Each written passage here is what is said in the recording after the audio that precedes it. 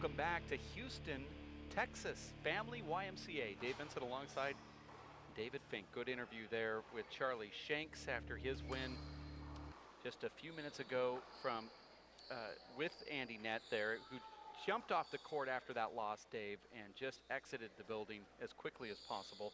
And as we now make way for this round of 8 action between Anthony Selestow and Aaron Garner, brother of Alan. Aaron, formerly of San Antonio, Texas, now living in Portland, Oregon.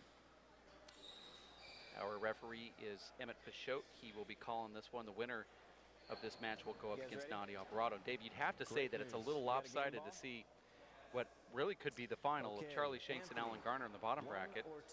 And in the upper bracket, you see Aaron Garner and Selestow up against Nadi Alvarado. Well, these guys have both earned their spots here, Dave. I mean, Anthony Selestow beats Sean Lenning. Aaron Garner also beats a top 8 player to advance here. Dave, what's amazing about this matchup, this could have been a first-round qualifier matchup, not even a qualifier final. These guys actually could have met yesterday in the morning. And yet here they are in the round of 8 playing for a spot in the semifinals. Anthony Selestow has a lot of handball under his belt.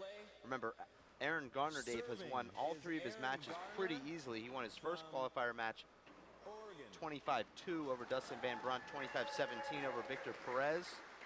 Hold on, Dave, they're doing the announcements here. Is Anthony Selestow from Wisconsin. Okay, go ahead. That was the referee making the announcement there. Well, and then this morning, Aaron wins easily over Chip Morales, 25-10. Now Anthony Selestow defeats Shorty Ruiz, 25-23. He loses to John Bike, 25-22. Then he beats Sean Lenning, 25-23. So every match he's played has been over an hour. It's been extremely physical. We saw him cramp yesterday.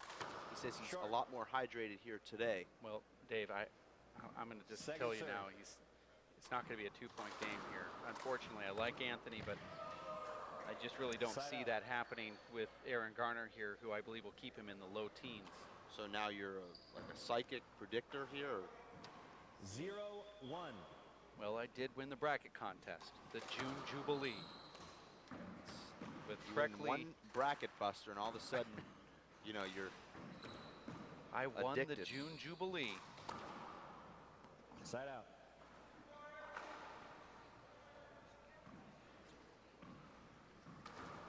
One, 0.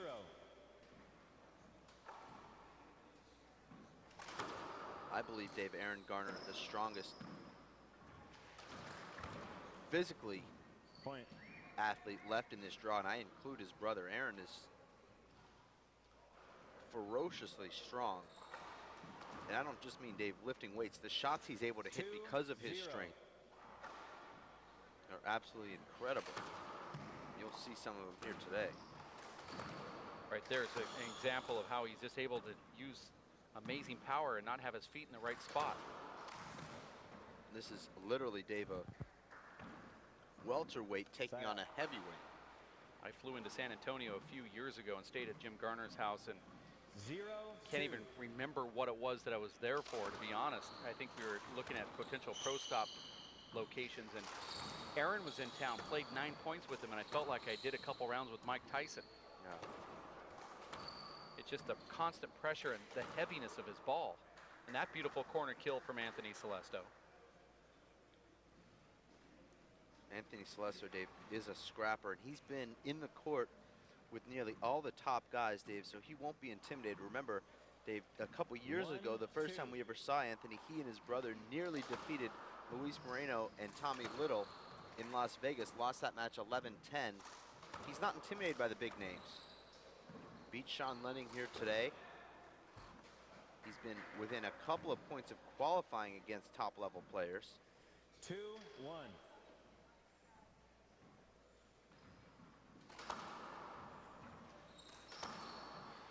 Anthony telling me, Dave, that after he beat Sean today, his mom was actually crying. She was so happy. 1-2. She was crying because she realized that eventually he was going to have to come home. Side out. Just another way of remembering that he was returning on Sunday. She had it out of the mind that he got out of the house for a couple days. looking forward to you finding a way to turn that into a negative, and you did. I'm more of a positive guy myself. That's how I live my life. When I see a glass that's half full, it's actually empty to me. It's just how I live. Check it. That ball just grazing the arm of Anthony Selestow, but it could have been worse.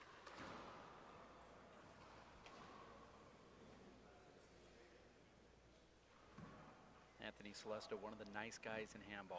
1-2.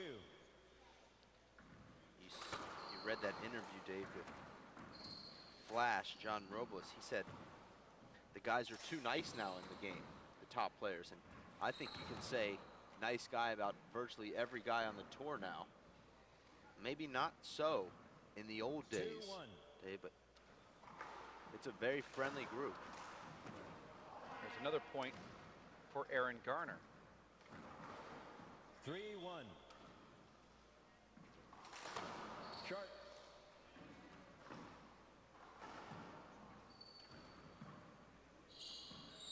Second serve.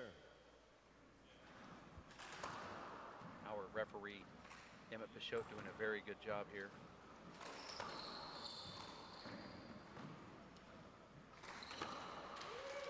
Point.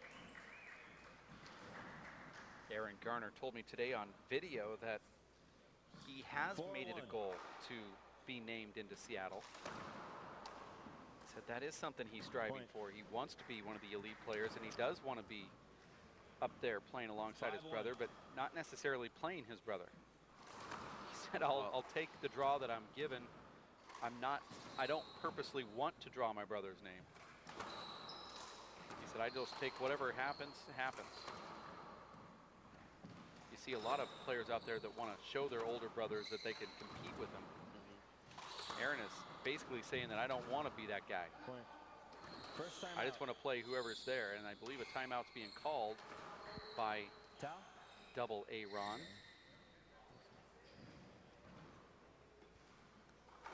This is the race for 8, brought to you by the new Hardball. No place for timeouts. From the WPH.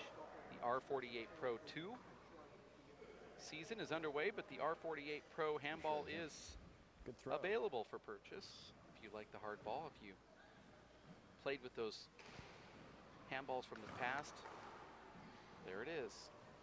You can purchase it online at thehandballstore.com. Thehandballstore.com.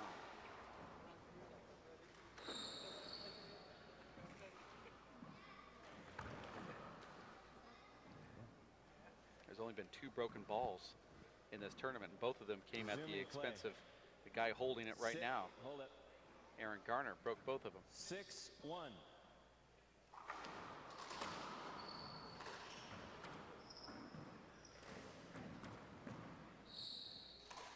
Now we're back into play here. 6-1.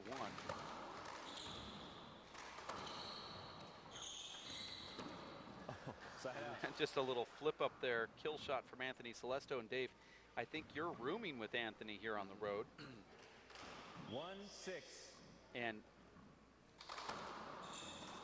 I know that you interview him and talk to him about, the different players. He is just so calm and relaxed. He doesn't actually know he's being interviewed. I pretend it's a conversation. That's probably true. I'd like to see his impression of how heavy this ball feels that Aaron hits, because I know he shot there from Aaron. Oh, that's a beautiful shot. He plays hard hitters, but Aaron's ball is just different. There's something about it that explodes on the front wall. I agree with you, Dave, and a lot like you talk about in tennis with Nadal's ball being so heavy, it might not be necessarily harder as far as miles per hour, but there's a heaviness to it, like it's a brick coming at you.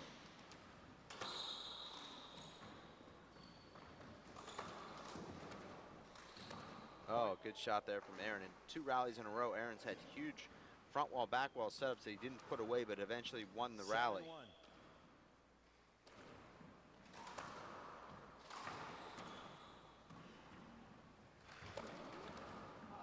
Now, Aaron Garner is rolling along here against the teen heartthrob, Anthony Selestow. 8-1.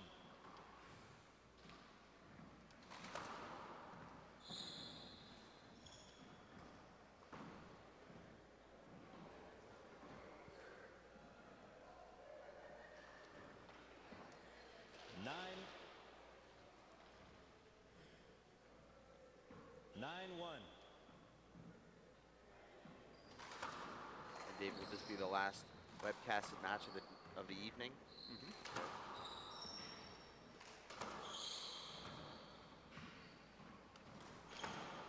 Set up. Unforced air there from Aaron. Aaron doesn't make a lot of unforced airs, Dave, because he's not one of these bottom board kill shot artists. He's a guy that drives the ball down the walls, gives himself a lot of margin for error, almost like a Tyler Hamill style. Tyler Hamill makes very few errors. He keeps the ball low enough so that they either could be kills or very difficult shots to pick up.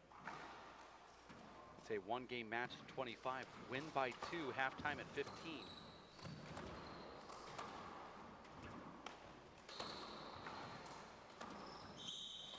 What we haven't seen is Selestow get into any type of groove here, and I believe the reason why is because Aaron Garner plays an unorthodox style game. He puts his feet in a way a tennis player would be hitting a forehand or a backhand, I should say, but then he powers the ball in the opposite direction, but with so much zip that when you just realize that he's going across court, you can't catch up to it.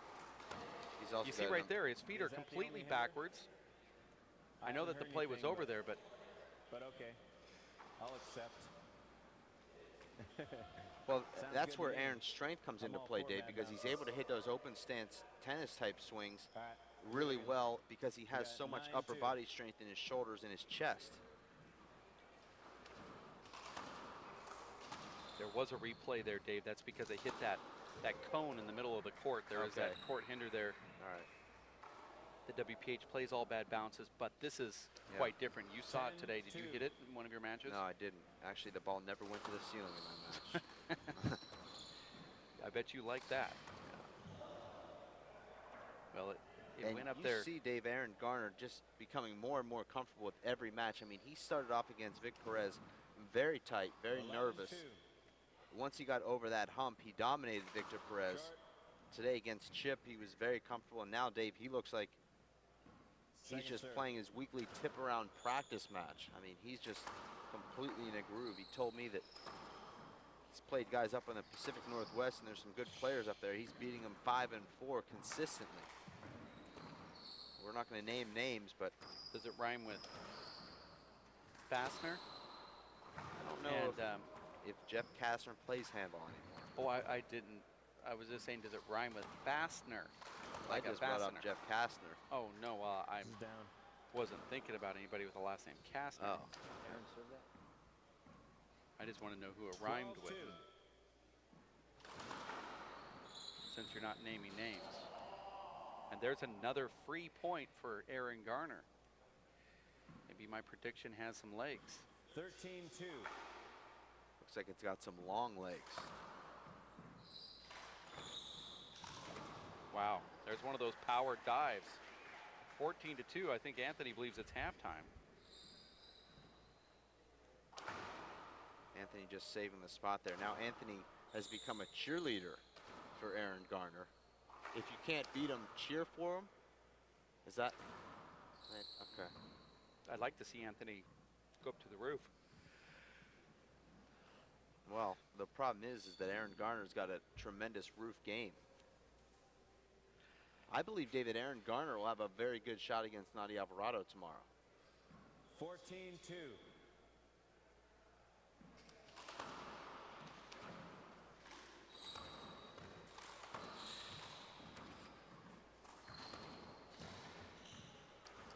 Break. You got 3 minutes. And David, it's taken us only 10 minutes to get to halftime here. That was a very quick halftime. We'll have the second half coming up right around the corner. You stick around here at racefor8.com. My name is Bruce Fabrizio. In 1975, I invented Simple Green based on 3 principles. It had to be safer to use, it had to work, and it had to be completely made in America.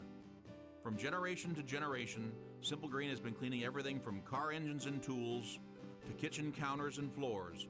No matter what you clean, indoors or outdoors, clean it with non-toxic, biodegradable Simple Green.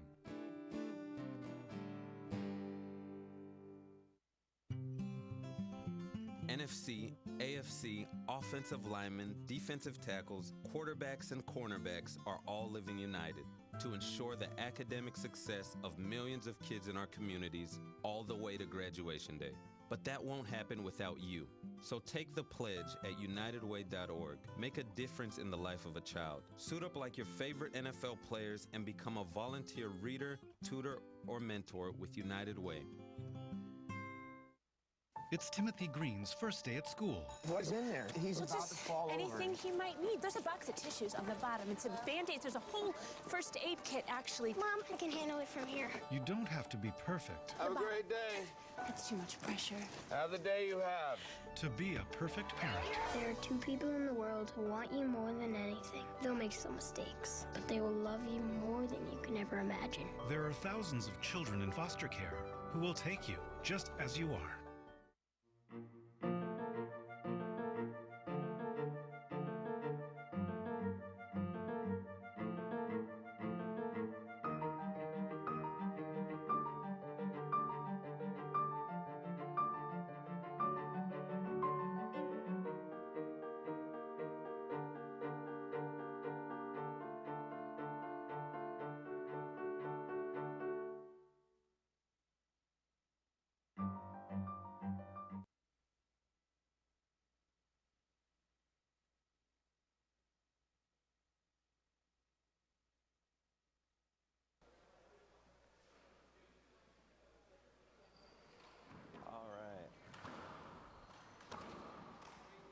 Tyler Hamill looked exactly the same. Just saw him hit the same ace serve he always hits. We are back here live in Houston at the Family YMCA. Side court has senior pro tour action with resuming play. Tyler Hamill and David Wolvington, former qualifier level handball player in the old tour, lived in Tucson, Arizona, and doesn't look like one right now. Anthony's serve, I believe. Well, he's in his upper 50s, but back in the day, he was defeating guys and playing hard against the Nadi Alvarados and I'd like to Fred see Lewis's. Took Nadi Alvarado to a couple tiebreakers on the old pro tour. Scores 2-15. Anthony Selestow here, back in after the first half, serving at 2-15. He at least takes advice. He was told to go to the ceiling a little bit more. Yeah. Well, I don't think you want to go to the ceiling with Aaron Garner. Having played him a number of 15-2. times, that's a game he's very comfortable playing.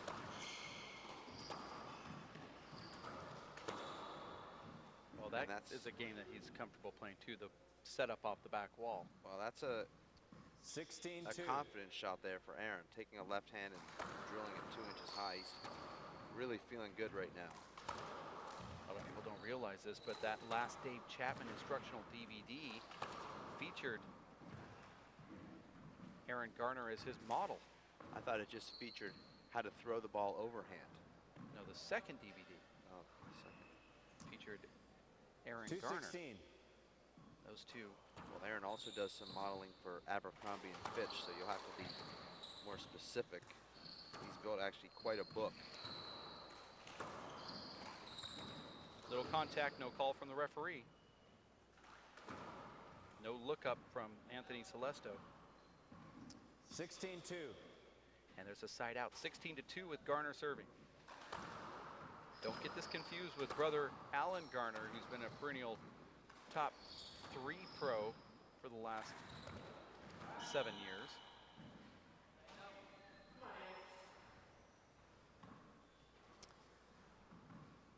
$2-16.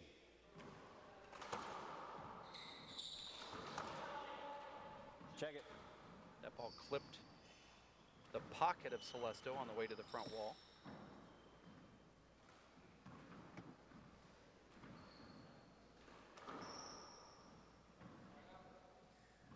$2-16. Short.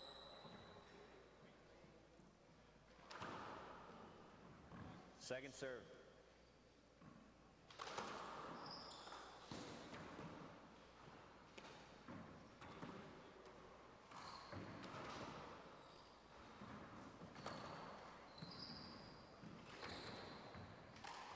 And Anthony has to shoot that shot. lost control of the rally because he didn't shoot it, but that time a terrible hand air from Aaron Garner. But Anthony will need a lot more of that, a lot more offense if he's going to climb back into this match.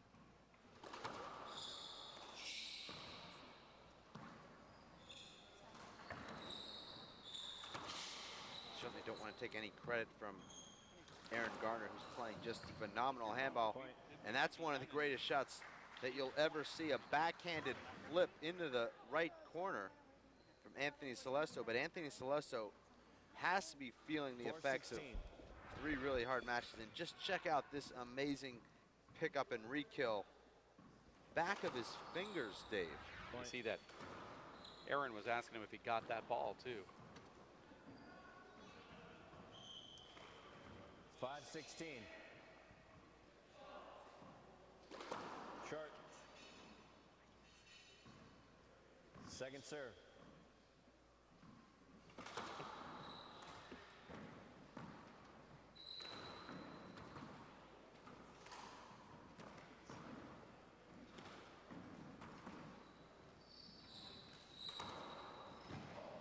Feisty. And there's the flying heartthrob, Check it. Dave. Trying desperately to keep these rallies alive. I don't even know if Aaron Garner has broke a sweat.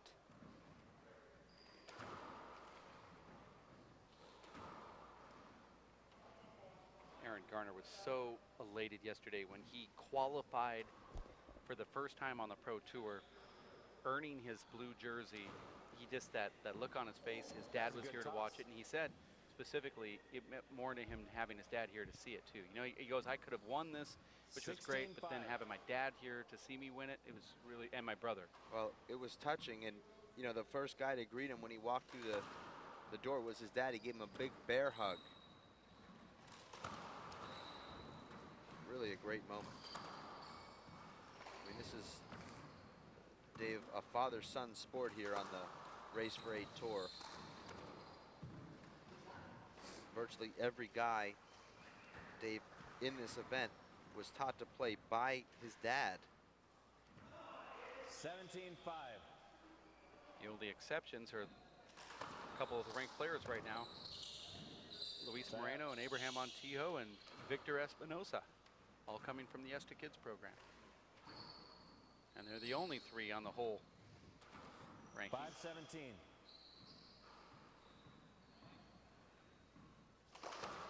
You give congratulations to the great Fred Lewis and John Henning starting those programs.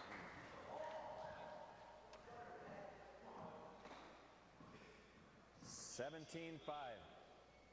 And Dave, much like the last match that we watched, just not close. I mean, it was Charlie Shanks defeating Andy Nett 25-8. This is well on its way to a single-digit beatdown as well. 18-5. We'll be asking our director, Chris Grad, to not replay the video, but the audio of that prediction that took place in pregame. Actually, it took place after the first serve of this match when yours truly predicted that this would be a blowout win for Aaron Garner. But no one's disputing that you said that, so why do you need the audio? It's not as though your broadcast partner's disputing that you said it. I anticipated a dispute. No, there is no dispute. But, well, there's now a dispute. Well, who's disputing it?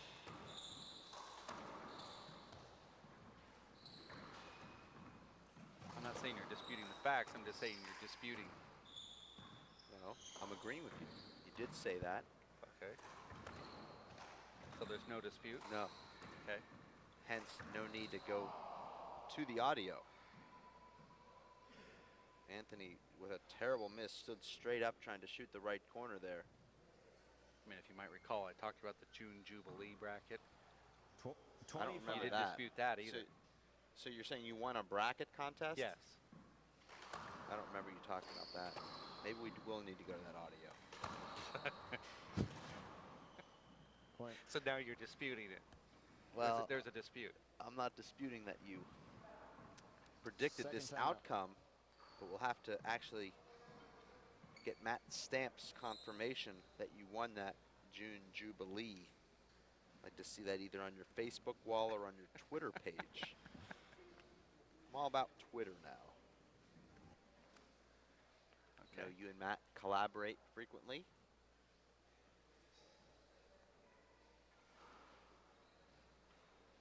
Want to say hello to Matt, who's watching in the offices.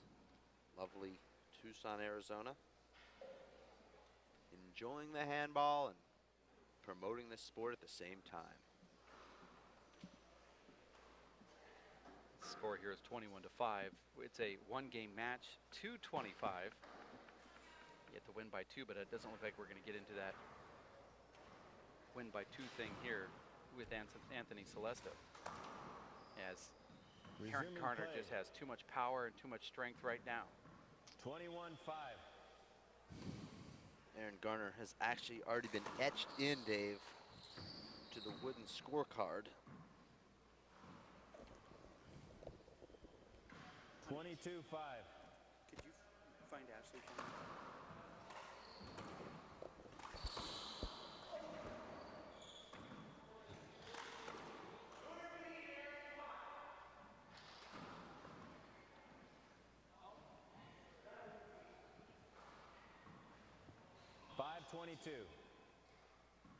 After this match ends, while we're unpacking the equipment or packing up the equipment for the night and get ready for tomorrow's semifinals, we'll move over that semifinal match of the senior tour between Dave Wolvington and Tyler Hamill. No commentary, but we'll capture the action. You can see that Wolvington's playing Tyler Hamill very strong on that side court. Actually, I haven't seen him serve once in 11 minutes, so I don't know how strong you can consider that. Wolvington flew in all the way from Minnesota just to play this one round of handball. 7:22.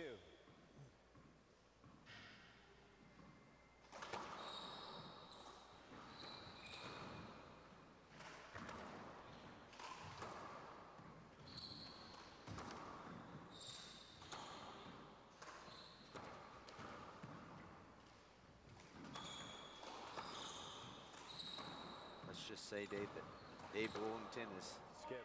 nowhere near as close to winning that match against Tyler Hamill as Anthony Selestow is to winning this.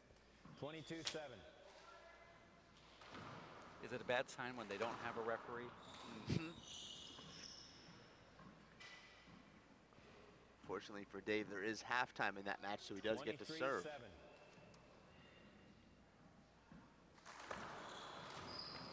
Score is 23-7. Down to one knee with some power is Aaron Garner. And Dave, the Cinderella story. Actually, both guys somewhat of Cinderella stories, but Well, it's really going to be a Cinderella story for either winner. I mean, more so for Selestow, but Aaron Garner is going to be the first qualifier to make it to the semifinals of a race stop. that's true. So that's a Cinderella story in itself, and it's the first time he's ever qualified, and that's what makes that special. I mean, if this was a guy like maybe an Abraham Montijo or somebody that's been qualifying multiple times, finally making it to the semis, it'd be a little bit less of a Cinderella story. But here, we're talking about someone's first time making it after trying before. I mean, what a coming out party for Aaron Garner. 24 possible match, serving 7. 24-7. Well, Dave, I can say that it doesn't surprise me, believe it or not, that Aaron Good Garner match, guys. is in the semifinals of a race stop, having played him 3 times. This guy's got all the shots. He's got all the tools. He ticks all the boxes, Dave, when you're going down what you need to be a great player. And he's proving that. Right now, Dave, he's now advanced easily here, Dave. He's outscored his opponents, Dave, in this main draw 50-17. Wow. That's in 2 rounds of play in this main draw, not including his performance in the qualifier where he outscored his opponents 50-19. So Dave, overall he's outscored his opponents 100-37. I mean, he's outscoring them at a clip of about 3-1. Unbelievable. Yeah, I mean, Now- it's been a dominating performance. Now, Tomorrow he'll be up against another level of competition in Nadi Alvarado Jr. And Dave, I doubt that we'll see that kind of streak continue, but perhaps, Dave, Aaron Garner can continue to shock the world. And fortunately, right now, we're going to have Aaron Garner in studio. Aaron. We're going to have Aaron into your spot. And I will do this interview this time around. Dave, I know you're not feeling very well, and I hope you're able to walk here. Dave Fink suffering from an injury earlier today, scratching from the quarterfinals, and a little ginger getting up. And Adam here in the broadcast booth as we now welcome in our semifinalist, Aaron Garner. And every single time we talk, Aaron, it's always going back to that monkey off the back thing. I think we're past that now, huh? I mean, you've done the qualifier. That was the first great hurdle. A lot of players look at that like it's their Super Bowl victory. They come out in the next one and blow it, but you didn't. You actually advanced out of the quarterfinals and make it into the semifinals. How are you feeling? Oh, I'm feeling great. It's great to get out there. Didn't feel as much pressure this time. You know, I saw Anthony play today, you know, against Linning, big upset, but went in there feeling pretty good, and I put the ball down when I needed to. You're doing something with your power here, and I've watched you play, and you know, I played against you, with you, you know, for years, I guess you could say. I know you're a young guy, but you know, we've been in the same tournaments a few times, and you've got tremendous power. But the one thing that you do that really throws people off is that you don't necessarily put your front foot first. You use your power wherever the ball's at. You could be lined up opposite, you could be lined up square, you could have your foot in the front spot. It doesn't really matter where it's at, but you use your arm a lot. I know it's your style, but is this something that you feel is paralyzing to your opponent who can't really read where you're going with the ball? You're just hitting it hard? Well, that's a surprise to me. I thought I prided myself on my good footwork, so I don't know. I guess I'll have to watch the tape. But yeah, I guess that's something about Al and I both. We both have a very strong core and upper body, and we're able to power the ball, you know, even when our footwork is not in the best position, you know, which can be, you know, helpful to big guys like us up front who can't move our feet as fast. So yeah, I think that's very helpful at times, but I like to think my footwork's a little bit better in the past. I'd like to attribute my success to that.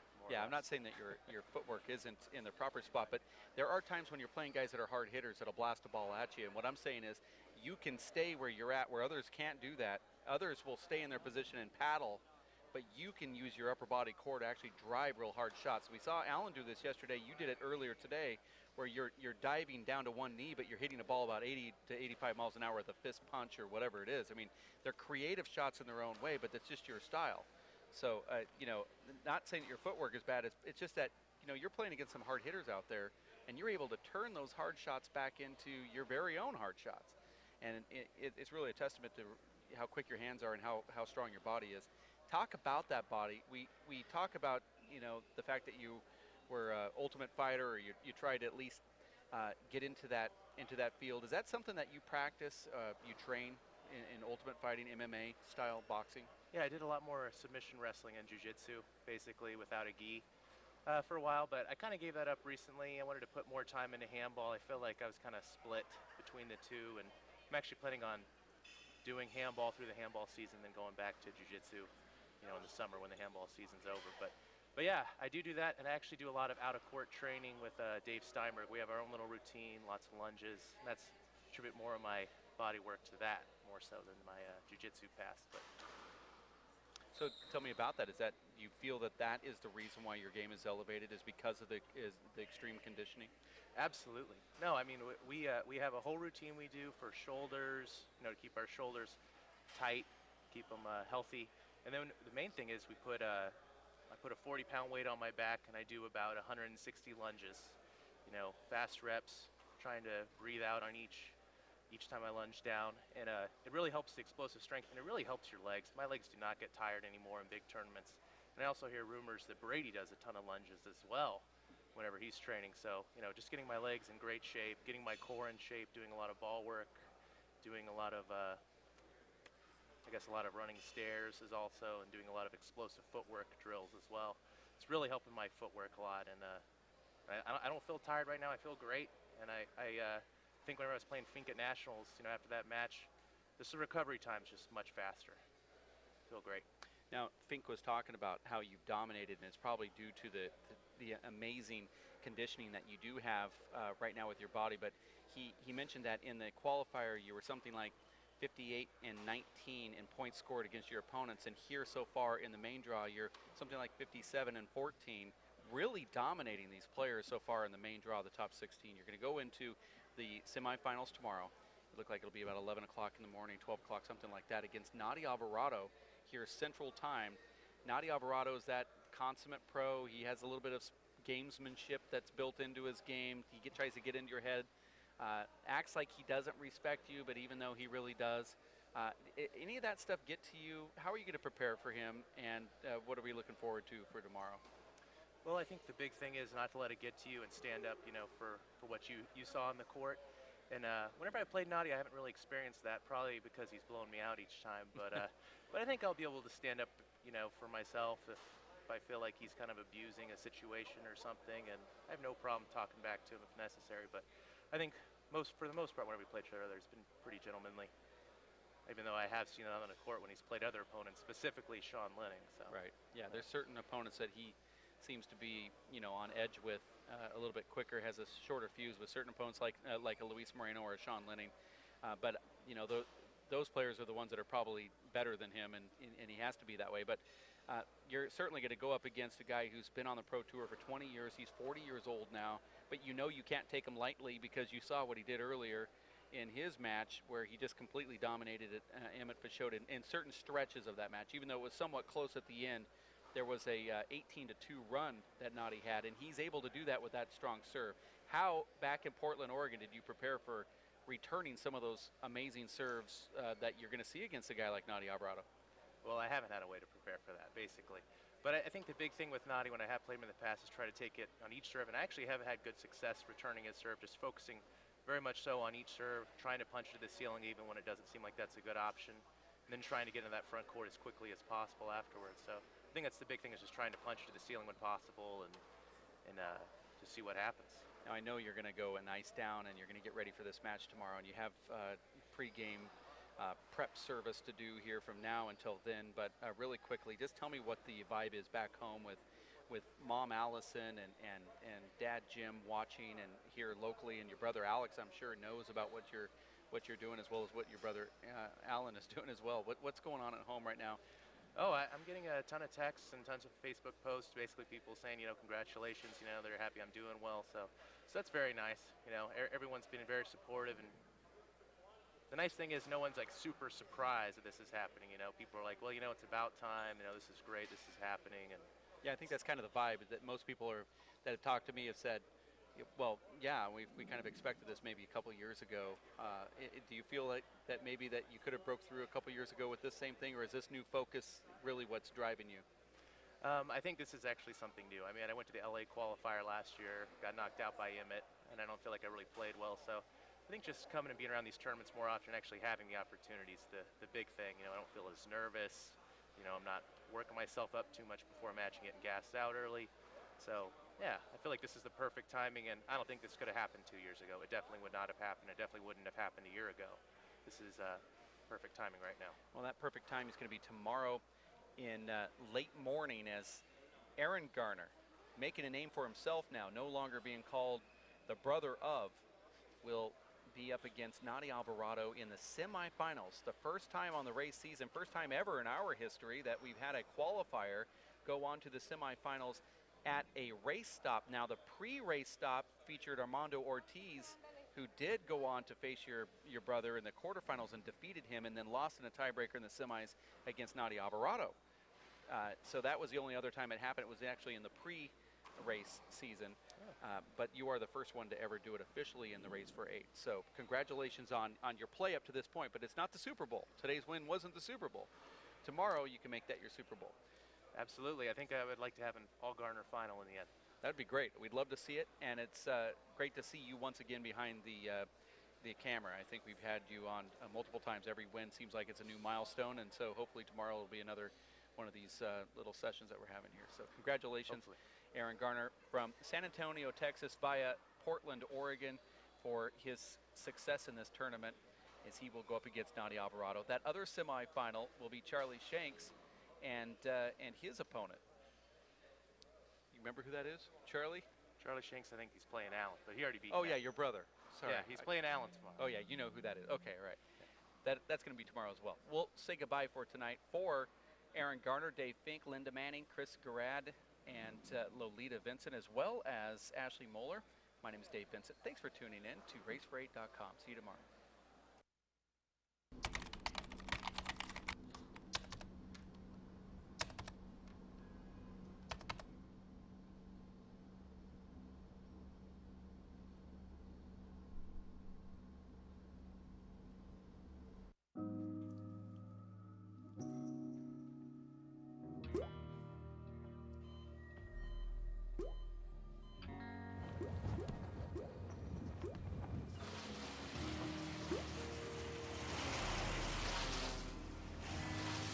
There are a million places you'd never consider texting.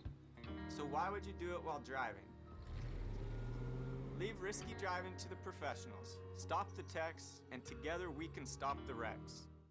My name is Bruce Fabrizio. In 1975, I invented Simple Green based on 3 principles. It had to be safer to use, it had to work, and it had to be completely made in America. From generation to generation, Simple Green has been cleaning everything from car engines and tools to kitchen counters and floors. No matter what you clean, indoors or outdoors, clean it with non-toxic, biodegradable Simple Green.